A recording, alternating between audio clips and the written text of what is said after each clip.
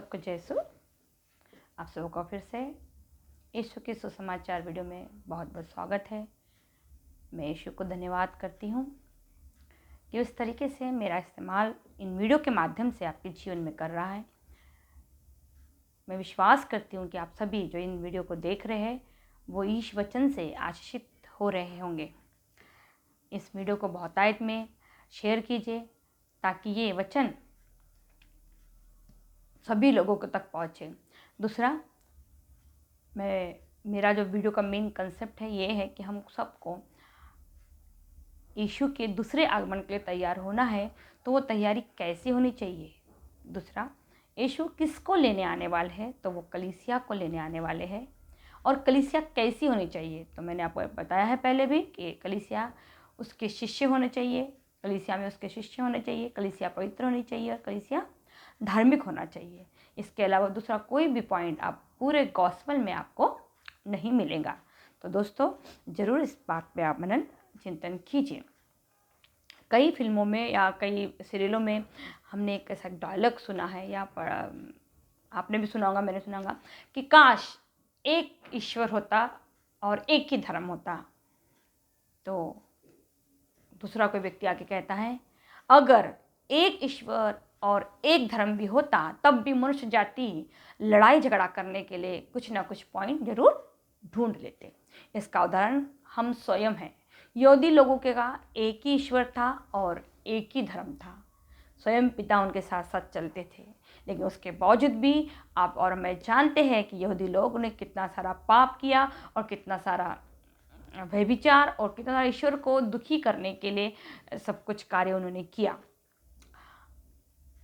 आजकल हमारे घरों के कचरे को लेने के लिए गाड़ी वाला आता है, तो हम गाड़ी वाले को क्या बोलते हैं, कचरा वाला आया। लेकिन वो कचरा तो हमारे पास होता है, वो तो गाड़ी लेके आता है, डस्टबिन लेके आता है जिसमें हमको अपना पूरा कचरा डालना था जरा। और देखिए, जब आप और मैं अपने घर का सारा कचरा उसके उस गाड़ी में उसको डस्टबिन में डाल देते हैं तो हमको एक फ्रेश मिलता है कि भाई आप घर में क्या हो गया, पूरी सफाई हो चुकी है।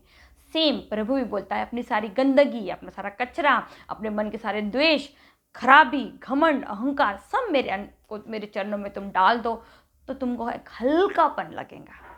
प्रभु बोलता है, सब कुछ मेरे को सौंप दो तुम मेरे नाम पे, और मैं तुमको सब कुछ यीशु के नाम पे तुम मुझे सौंप दो और मैं तुम्हें यीशु के नाम पे सब कुछ क्या करूँगा, क्षमा कर दूँगा। तो दोस्तों, आज आपको और मुझे इस बात पे बहुत विचार करने का ये है कि हम क्या अपने अंदर वो सारी गंदगियाँ लेके ही ईश्वर के साथ साथ चल रहे हैं, कि यीशु के नाम पे वो गाड़ी कब से आ गई हमारे घरों में और हमने आज तक उस डब्बे को, उस गाड़ी में, अपने उस कचरे को उस गाड़ी में, उस यीशु नाम की गाड़ी में डाला ही नहीं, उससे माफ़ी मांगी नहीं, उसको साथ में ही लेके जा रहे हैं।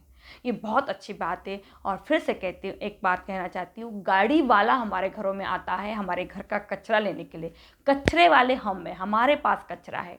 तो जैसा वो गाड़ी वाला आया है हमारे पास हमारे घरों के कचरे निकालने के लिए, वैसा ही यीशु आया था हमारे जीवनों में, हमारे जीवन से पाप को निकाल देने के लिए। तो क्या मैंने और आपने यीशु के नाम से उस पाप को निकाल दिया है कि आज भी आप और मैं उस पाप को साथ में लेके चल रहे हैं। दोस्तों, तो इस क्रिसमस इस चीज़ को आप ज़रूर फाइंड आउट कीजिए। मुक्तिदाता यीशु का हम सब जन्मदिन मनाने वाले हैं। वैसे तो हर दिन जब हम उसके आज्ञाओं को जीते हैं तो हम उसका जन्मदिन सेलिब्रेट करते हैं उसके नज़र में। जिस दिन हम उसकी तरह अपने आप को पवित्र करते हैं, उसके नाम में आनंदित होते हैं, उसका जन्मदिन हम अपने जीवन में क्या करते हैं, सेलिब्रेट करते हैं। तो ज़रूर आप लोग आज के दिन इस चीज़ पे ज़रूर ध्यान दीजिए कि क्या आने वाला ये क्रिसमस सिर्फ एक दिन के लिए है या सदैव हमारे जीवन में 365 दिन रहने वाला है। आपने मत्ती, मरकुस, लूका, यूहन्ना चारों गॉस्पेल में बहुत सी चीज़ें सेम लिखी गई है। ये आपने अगर वचन पढ़ा होगा, गॉस्पेल पढ़ा होगा तो आपको मालूम पड़ेगा ईश्वर के सुसमाचार में उन्होंने जो चमत्कार किए वो सारे चमत्कार कहीं ना कहीं रिपीट हुए हैं। लेकिन उसमें से कुछ चमत्कार यीशु ने किसी यूहन्ना में चैप्टर में नहीं है, लेकिन मत्ती, मरकुस, लूका में है। उसमें से एक जो चमत्कार मैं आपको आज बता रही हूँ वो है जेरुस की बेटी और श्राव पीढ़ी, यानी एक अधिकारी की बेटी जो मर चुकी है और एक रक्तस्राव पीढ़ी जो 12 साल से इस बीमारी से पीड़ित है। अब देखिए, अगर आप इसमें मत्ती में भी इसमें है, मत्ती, मरकुस, लूका, तीनों में इस चैप्टर को आप देखेंगे। मत्ती में अगर 9 का 18 पढ़ेंगे तो आपको चैप्टर मिल जाएगा, मार्कुस में 5 का 21 पढ़ेंगे तो आपको मिलेगा, और लूका में 8 का 40 है। तो मैं आपको मार्कुस का ये पढ़ के दिखा रही हूँ। इस घटना के बारे में बहुत बड़ा है, मैं पढ़ूंगी नहीं इसको, आप अपने घरों में जरूर इसे पढ़ लीजिए। तो अगर आप घटना पे ध्यान देंगे पूरी तरीके से, तो ये घटना ऐसी है कि आप जब भी देखिएंगे तो वचन में यीशु के ऊपर भीड़ की भीड़ उमड़ पड़ती थी, ये शब्द आपको सुनाई पढ़ने में मिलेगा। तो भीड़ की भीड़ जब उमड़ पड़ती थी, इसका मतलब हर एक जो व्यक्ति इसको छूता था उसको चंगाई मिलनी चाहिए, ऐसा वहाँ पे होना चाहिए, सही है ना, क्योंकि भीड़ की भीड़ इसको छू रही है। लेकिन ऐसा बाइबल में नहीं लिखा है कि भीड़ की भीड़ ने क्या की, चंगाई पाई। उन्होंने वहाँ पे 2 कैरेक्टर को अलग से ये किया है, दर्शाया गया है। एक तो भीड़ है जो जिसमें बस एक ये ना, मतलब कोई सेलिब्रिटी आता तो उनमें एक एक्साइटमेंट रहता है कि उसको हाथ लगाना है, उसको देखना है। और एक कुछ ऐसे दीवाने होते कि नहीं, मुझे उसके साथ फोटो ही निकालना है, उसका साइन लेना है, उसका ऑटोग्राफ लेना है, एक ऐसी दीवानगी भी होती है। और कुछ नहीं, बस हमको देखना है भाई उसको। तो कुछ ऐसी भीड़ भी थी, वो उनको बस यीशु को देखना चाहते थे, छूना चाहते थे, और लोगों को जाके बताना चाहते थे कि मैंने क्या क्या यीशु को देखा है, छुआ है। उनका एक घमंड उनमें अंदर था यीशु को देखने का, छूने का। उससे वो कुछ सीखना नहीं चाहते थे, उससे कुछ लेना नहीं चाहते थे। लेकिन कुछ लोग भीड़ में ऐसे भी थे जो यीशु से क्या करना चाहते थे, उनका विश्वास था कि यीशु पे कि मैं अगर हम यीशु के पास जाएंगे तो हमारे को क्या मिलेगा, चंगाई मिलेंगे। तो सबसे पहला 2 असंभव, एक थी भीड़ जिसको कुछ भी नहीं चाहिए था, एक अट्रैक्शन के लिए, एक भीड़ बनाने के लिए, शोर करने के लिए, या एक कुछ तो भी उनको पास कुछ पॉइंट नहीं था। सब जन यीशु के नाम से बातचीत कर रहे थे, सब उसके बारे में तो हम भी उसको देखना चाहते हैं, हम भी उसको छूना चाहते हैं। दूसरी थी वो लेडीज जो कि 12 साल से क्या थी, बीमार थी। मतलब वो एक तो बीमार थी, मतलब वो कमजोर थी, और भीड़ इतनी थी कि उसको कल्पना आनी ही नहीं चाहिए थी कि मैं इसको छुपाऊंगी। क्योंकि आज जब आप मैं बीमार हो जाते हैं, हम अपनी कमजोरियों को बताते थे, मैं तो बीमार हूँ, मैं तो जा नहीं सकती, मैं तो कुछ कर नहीं सकती। लेकिन वो लेडीज 12 साल से उस बीमार से तकलीफ में थी, मतलब सोचिए वो कितनी कमजोर होंगी, सही है। लेकिन उसके बावजूद भी, दूसरा, इतनी सारी भीड़ में एक लेडीज का वहां जाना, यीशु को छूना, ये एक असंभव चीज है। लेकिन फिर भी वो मन ही मन में एक बात सोच रही थी, उसका ये विश्वास था कि यदि मेरे को यीशु का वो कपड़ा भी छूने को मिल जाएगा ना, तब भी मुझे चंगाई मिल जाएगी। क्या विश्वास उसका! उसने अपनी कमजोरी के बारे में नहीं देखा, अपनी परिस्थितियों के बारे में जो कि पूरी विपरीत है, लेकिन वो कोशिश कर रही है उन परिस्थितियों के विपरीत आचरण करने का। क्यों? क्योंकि उसे उस यीशु के उस नाम पे इतना विश्वास है कि वो सिर्फ उस यीशु को भी नहीं छूना चाहती, सिर्फ उसके कपड़े को छूना चाहती, और वो छूती है और चंगाई पाती है। और यीशु जिस पे पूरी भीड़ गिर पड़ रही है, उसने नहीं पूछा, लेकिन जब उस स्त्री ने उसको छुआ तो यीशु अपने प्रेरितों से पूछता है कि मुझे किसने छुआ। यीशु के ऊपर तो पूरी भीड़ गिर रही थी ना, उन्हें सवाल करना ही नहीं चाहिए था। लेकिन जब उनके ऐसा विश्वास के साथ वो सामर्थ्य निकला, वो शक्ति निकली और वो स्त्री को चंगाई मिली, तब यीशु जान गया कि किसी ने मुझे क्या किया है, छुआ। और भीड़ ने उसको क्या कहा, फिर तूने क्या कहा, प्रभु पूरी भीड़ तुझ पे गिर पड़ती है, तो ये क्या पूछ रहा है कि तुझे किसने छुआ।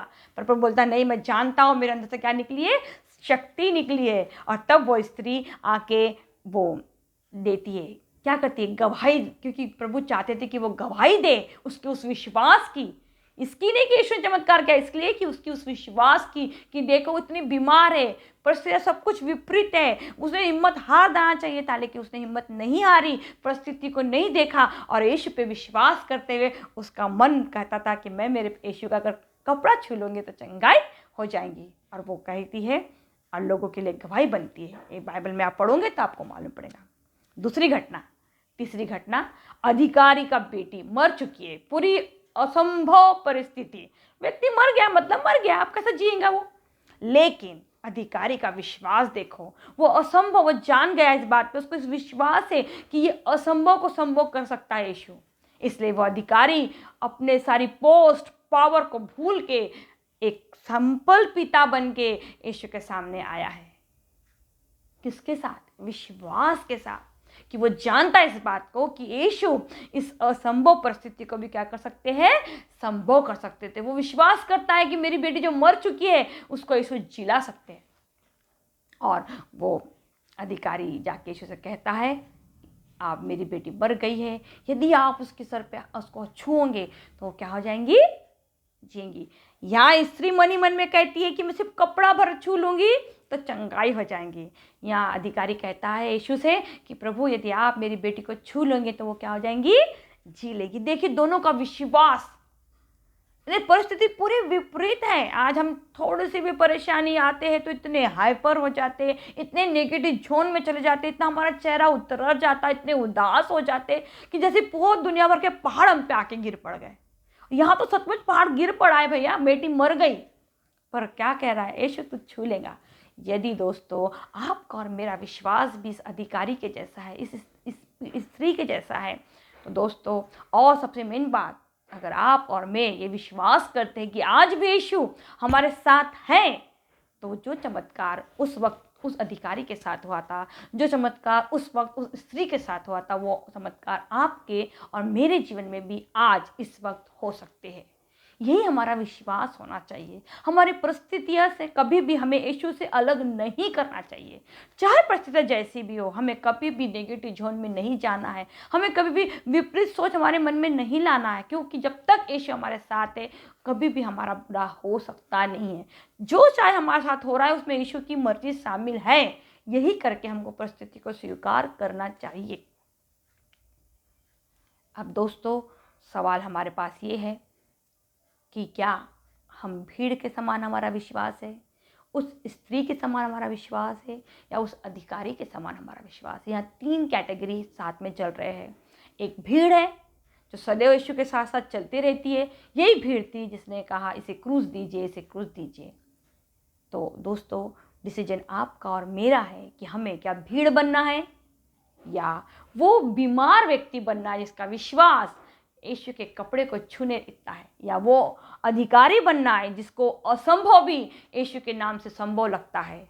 मृत्यु जिसका हो गया नहीं हो गया, लेकिन अधिकारी को विश्वास है कि मेरी मरी हुई बेटी को भी यीशु जिला सकता है।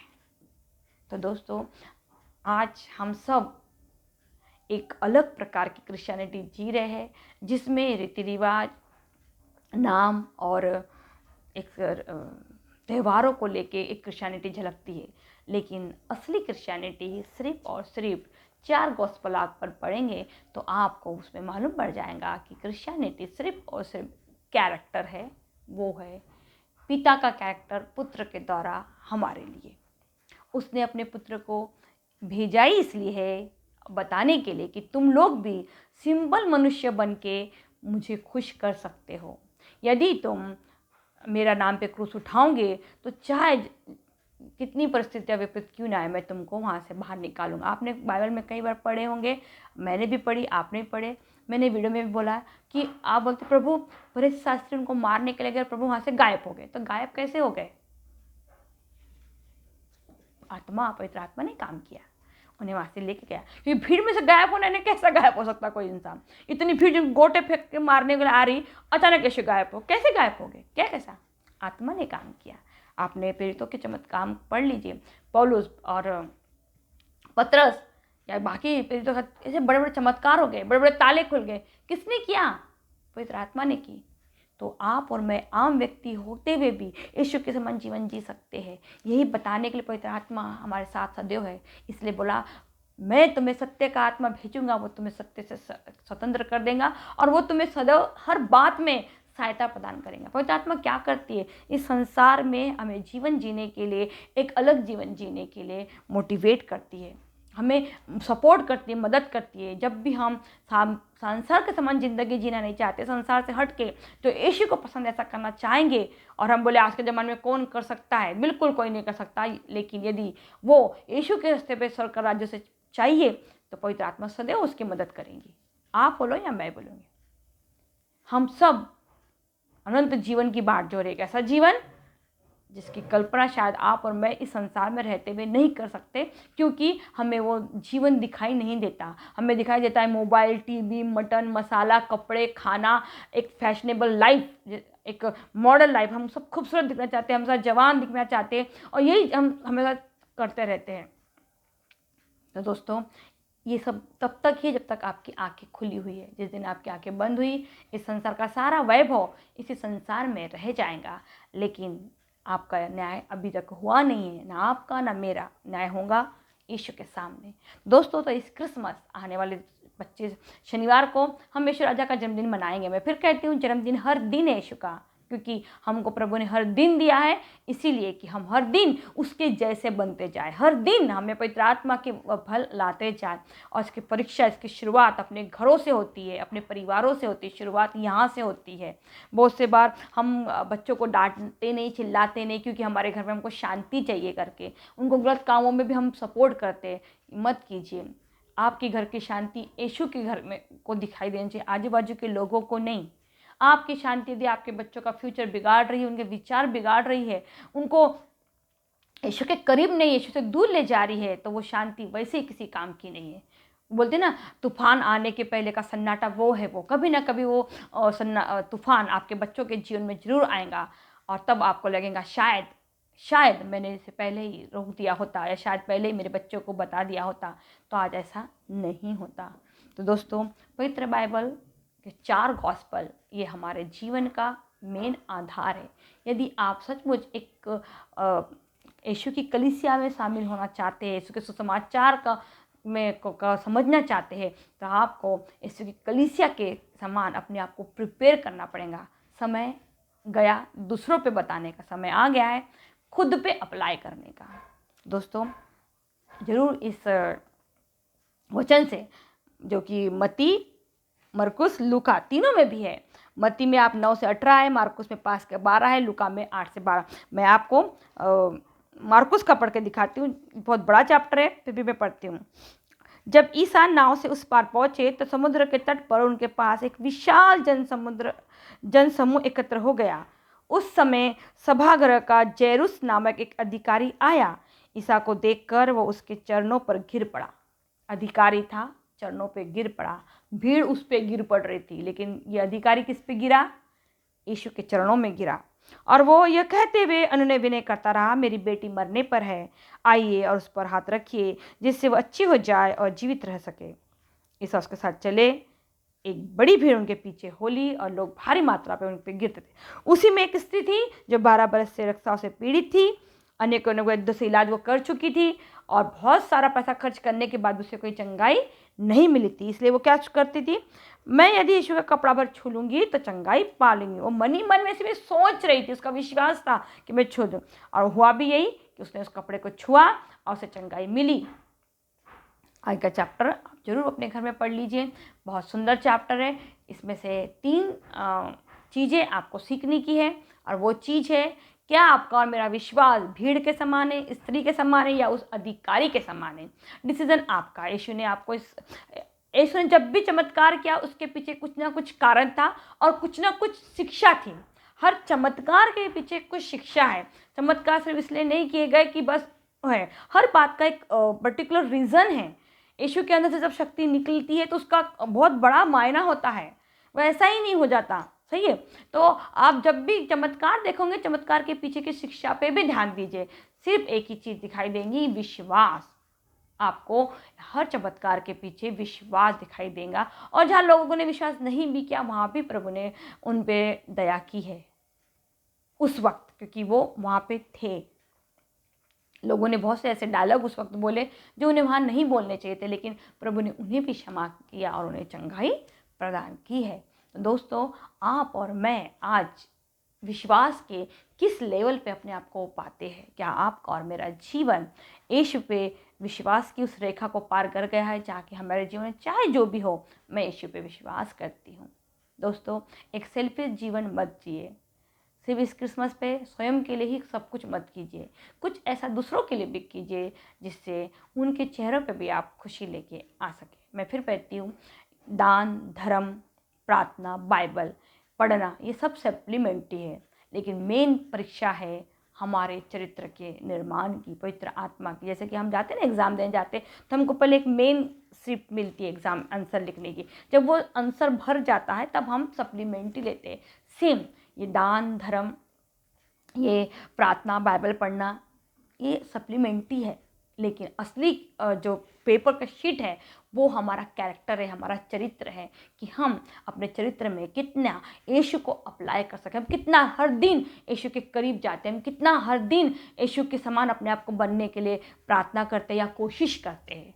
क्योंकि ये सही परीक्षा होती है हमारे घर में और बाहर में, जब हम लोगों के बातों को सुन के उनको कैसा महसूस करते हैं, कैसा रिप्लाई करते हैं, उनको हम क्या दे सकते हैं शब्दों से और कर्मों से, तब हमारा सही आंसर शीट हमारी भरेंगी। क्योंकि सप्लीमेंट्री तो बहुत सारी है, उसके माध्यम से हम कर सकते हैं, लेकिन सप्लीमेंट्री तभी आती है जब मेन शीट कंप्लीट होती है। दोस्तों, मेन शीट है आपका कैरेक्टर, आपका चरित्र है, उसे आप पहले पूरा कीजिए, बाकी में तो सप्लीमेंट्री है ही है।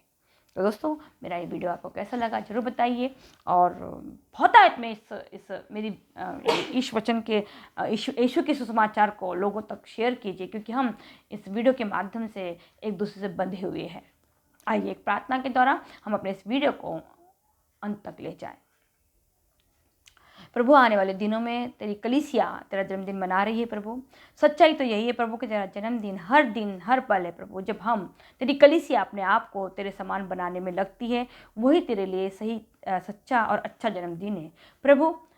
हम इस बात पे विश्वास करते हैं कि ईश्वर हमारा प्रेजेंट है, और यीशु जिसने हमारे भूतकाल के पास्ट के जितने भी पाप गुनाह से क्षमा कर दिया है, और पवित्र आत्मा हमारा फ्यूचर है जो हमें आगे ले जाएंगी। हमें यीशु, ईश्वर और पवित्र आत्मा के साथ जीवन में आगे बढ़ना है प्रभु। तो हमें इस आने वाले जन्मदिन पे प्रभु सिर्फ एक सेल्फिश जीवन, सिर्फ खुद के कपड़े, खुद का घर, खुद का खाना नहीं प्रभु, ऐसा जीवन हमें बता जिससे हम किसी एक के तभी चेहरे पे खुशी ला सके प्रभु, जिससे हम एक को तो बता सके कि क्या है 25 दिसंबर को क्या होता है। एक सिर्फ किसी क्रिसमस का, किसी क्रिश्चियन, किसी पर्टिकुलर किसी एक जाति का त्यौहार नहीं है, ये पूरे मानव जाति का त्यौहार है, जिससे लोग अपने उद्धार का रास्ता उन्हें यहाँ से मिलेगा। तो प्रभु, मैं प्रार्थना करती हूँ कि इस जन्मदिन बहुतायत लोग उद्धार के इस रास्ते को स्वीकार करें और यीशु के इस नाम को स्वीकार करें, जहाँ से उन्हें मुक्ति, उद्धार और शांति मिलेगी। यह प्रार्थना करती हूँ मेरे पिता, इसे तू स्वीकार कर, तेरे पुत्र हमारे मुक्तिदाता, उद्धार करता यीशु के नाम से, आमीन।